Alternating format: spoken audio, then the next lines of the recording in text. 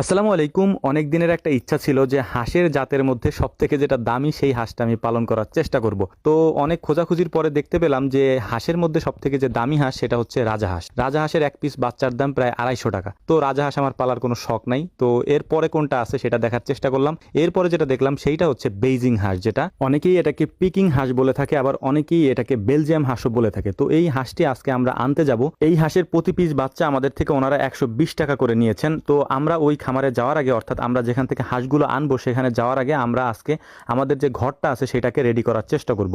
Ready কিভাবে করব সেটা আপনাদেরকে দেখানোর চেষ্টা করতেছি। প্রথমে এই ঘরে আমাদের যে আগের হাঁসগুলি ছিল ওইগুলাকে বের করে আমরা এখানে সুন্দর করে ধুয়ে পরিষ্কার করে কয়েকদিন রেখে দিয়েছিলাম জীবাণুনাশক দিয়ে। পাটের সালার যে বস্তা আছে সেগুলোকে সুন্দর করে কেটে নিয়েছি লম্বালম্বি করে, তারপরে এগুলিকে আমরা পুরো ঘরে বিছিয়ে দিচ্ছিলাম। এরপরে যে ফাঁকাগুলি আছে সেই ফাঁকাগুলিকে বন্ধ করে দিয়েছি ইট দিয়ে, এবং সুন্দর করে ঘরটা রেডি করার পরে আমাদের গন্তব্য এখন হচ্ছে ওই জায়গায় যেখানে আমরা যাব হাঁসের বাচ্চাগুলো আনার জন্য। তার আগে আমরা ঘরটা রেডি করে রেখে গেলাম যাতে আসার পরে আমাদের কোনো তাড়াহুড়া করতে না হয়। তো সম্পূর্ণ ঘরটা কমপ্লিট হওয়ার পরে আমরা রওনা দিয়েছি হচ্ছে ওই খামারের দিকে। যদিও ওই খামার থেকে আমরা এর আগেও হাঁস আনছি, আপনাদেরকে ভিডিওর মাধ্যমে সেগুলো আমরা দেখাইছি। ওই হাঁসগুলো আমাদের এখন পানিতে ছাড়া আছে, মানে আমাদের পাথারে আমরা ছেড়ে দিয়েছি। আর এই হাঁসগুলো আমি ব্যক্তিগতভাবে আনছি, আমার শখ ছিল, শখের কারণে নিয়ে আসছি। আগের যে হাঁসের বাচ্চাগুলো আমরা এনেছিলাম ওই হাঁসের বাচ্চাগুলির এক পিস হাঁসের বাচ্চা নিয়েছিল আমাদের থেকে 35 টাকা, এবং পরবর্তীতে যখন আমরা আবার আনছিলাম তখন আমাদের থেকে নিয়েছিল হচ্ছে 38 টাকা।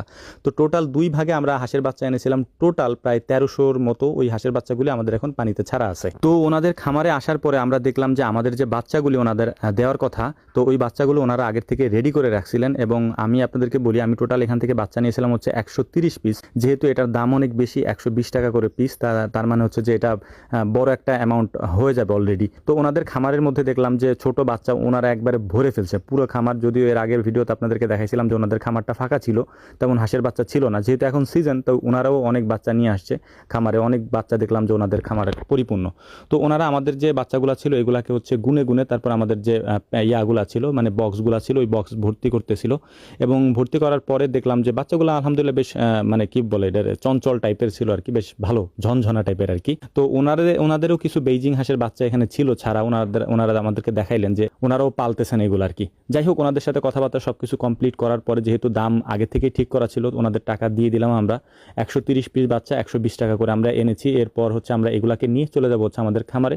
খুব দ্রুত আমরা যাওয়ার চেষ্টা করতেছিলাম, কারণ আকাশের অবস্থা তেমন ভালো না, বৃষ্টি আসার সম্ভাবনা আছে। কয়েকদিন যাবতীয় হচ্ছে এটার অবস্থা মানে বৃষ্টির খুব ঘন ঘটা দেখা যাচ্ছে আর কি। তো আমরা আমাদের খামারে চলে আসছি। খামারে আসার পরে এই বাচ্চাগুলোকে প্রথমে আমরা বের করে নিব হচ্ছে এই খাঁচা থেকে বের করার পরে বাচ্চাগুলোকে আমরা প্রথমেই ওই যে নরম যে ছালার চট আছে সেটার উপর আমরা ছেড়ে দিব। আলহামদুলিল্লাহ বাচ্চাগুলোকে প্রথমে ছেড়ে দেওয়ার পরে ওরা বেশ চঞ্চল ছিল, যে কারণে হচ্ছে